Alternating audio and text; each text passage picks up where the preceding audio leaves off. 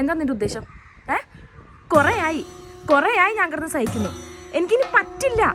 എനിക്കിനി ഒരു തരി പോലും സഹിച്ചു നിൽക്കാൻ പറ്റില്ല. ഞാൻ നിന്നോട് എന്ത് ചെയ്തിട്ട് ഞാൻ ഇതെല്ലാം കിടന്ന് അനുഭവിക്കുന്നത്? എന്റെ മനസ്സമാധാനം, എന്റെ സ്വസ്ഥത എല്ലാം പോയി. എനിക്കൊന്നും ചെയ്യാൻ പറ്റുന്നില്ല.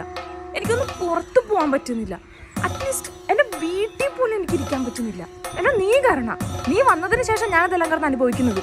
എനിക്കിനി പറ്റില്ല. എനിക്കിനി ഒന്നും അനുഭവിച്ച് നിൽക്കാൻ പറ്റില്ല. നീ പൊക്കോ, നീ എങ്ങോട്ടാന്ന് വെച്ചാൽ പൊക്കോ. ഞാൻ ഇനി ഒരിക്കലും നിന്നെ അന്വേഷിക്കാൻ വരില്ല.